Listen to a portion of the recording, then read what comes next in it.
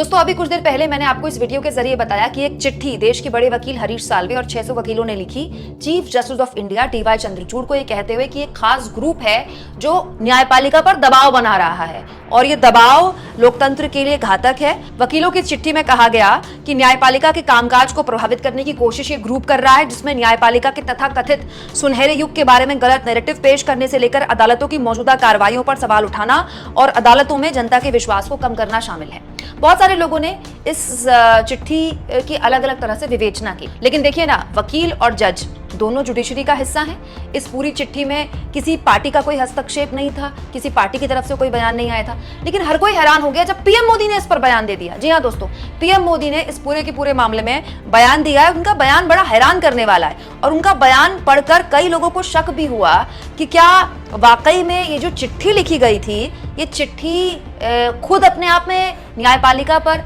CGI पर दबाव बनाने के लिए तो नहीं थी। देखिए, पीएम मोदी ने बकायदा कांग्रेस पार्टी को, अब वकीलों की चिट्ठी पर कांग्रेस पार्टी को टारगेट करते हुए कह दिया, दूसरों को डराना धमकाना कांग्रेस की पुरानी संस्कृति है। 5 दशक पहले ही उन्होंने प्रतिबद्ध न्यायपालिका का आह्वान किया था। वे बेशर्मी से अपने स्वार्थ के लिए दूसरों से प्रतिबद्धता चाहते हैं, लेकिन राष्ट्र के प्रति किसी भी प्रतिबद्धता से बचते हैं। कोई आश्चर्य नहीं कि 140 करोड़ भारतीय उन्हें अस्वीकार कर रहे हैं। अब इस पूरे मामले में पत्रकार प्रशांत टंडन ने पीएम मोदी के इस बयान पर रिट्वीट किया और आसान भाषा में आपको पूरी कहानी समझा दी। प्रशांत टंडन कहते हैं, मोदी जी ने यह ट्वीट नहीं करना था, इन वकीलों की कलई खुल गई। इस चिट्ठी में उन वकीलों के भी दस्तखत हैं जो इलेक्टोरल बॉन्ड के नंबर रिलीज करने का विरोध कर रहे थे। सुप्रीम कोर्ट के इलेक्टोरल बॉन्ड फैसले ने बुरी तरह से हिला दिया है सरकार को। क्या वाकई में सुप्रीम कोर्ट के एक फैसले ने इतना हिला दिया कि पीएम मोदी को वकीलों की चिट्ठी पर टिप्पणी करनी पड़ रही है, जो कि राजनीतिक अब तक तो नहीं थी, लेकिन पीएम मोदी ने उस चिट्ठी पे कमेंट करके राजनीतिक कर दिया अब उस मामले को।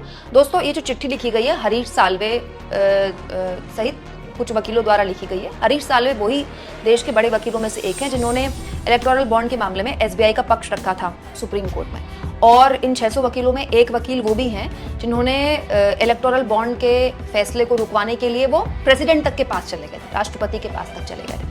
अब पीएम मोदी ने इस पर ट्वीट कर दिया तो वरिष्ठ पत्रकार प्रशांत टंडन सहित बहुत से लोग कह रहे हैं कि पीएम मोदी या उनकी सरकार इलेक्टोरल बॉन्ड के मामले में इतनी डरी हुई है कि प्रधानमंत्री को वकीलों की चिट्ठी पर पोस्ट करना पड़ रहा है, बयान देना पड़ रहा है। वकीलों की चिट्ठी पर पीएम मोदी की ऐसी प्रतिक्रिया देख सुप्रीम कोर्ट के बड़े वकील प्रशांत भूषण मोदी पर बरसे और कहा, सरकार के पसंदीदा वकील साल्वे ने चुनावी बॉन्ड की रिश्वतखोरी और जबरन वसूली के विवरण को उजागर होने से रोकने की बहुत कोशिश की।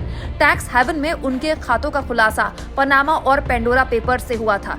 अब वो 600 गैर वर्णित वकीलों के एक समूह का नेतृत्व कर रहे हैं जो सीजीआई को सख्त आदेशों से पीछे हटने के लिए प्रभावित करने की कोशिश कर रहे हैं। इनमें से कितने बॉन्ड दाता साल्वे के ग्राहक हैं? आश्चर्य की बात है कि मोदी इस पत्र के समर्थन में ट्वीट करते हैं। कांग्रेस पार्टी ने भी इस पर प्रतिक्रिया दी है। दोस्तों, कांग्रेस पार्टी के बड़े नेता जयराम रमेश ने पीएम मोदी के इस बयान पर कहा है, न्यायपालिका की रक्षा के नाम पर न्यायपालिका पर हमले की साजिश रचना और समन्वय करने में प्रधानमंत्री की बेशर्मी का पाखंड की पराकाष्ठा है। इसके अलावा लंबा चौड़ा उन्होंने बकायदा यहाँ पर एक ट्वीट लिखा है। उन्होंने लिखा है कि सुप्रीम कोर्ट ने उन्हें असंवैधानिक घोषित कर दिया, इलेक्टोरल बॉन्ड को असंवैधानिक घोषित कर दिया, यही इस सरकार की सबसे बड़ी परेशानी है। इसके अलावा जयराम रमेश ने आखिर में अपने ट्वीट में कहा, पिछले 10 सालों में प्रधानमंत्री ने जो कुछ भी किया वो बांटना, विकृत करना, ध्यान भटकाना और बदनाम करना है। 140 करोड़ भारतीय उन्हें जल्द ही करारा जवाब देने का इंतजार कर रहे हैं। बात तो ऐसी है दोस्तों की वकीलों ने चिट्ठी लिखी थी सीजीआई को, चंद्रचूड़ को, मतलब जुडिशरी के 2 हिस्से थे ना।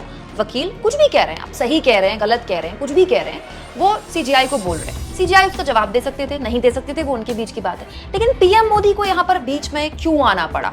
अब ये पूरा का पूरा मामला राजनीतिक किसने किया?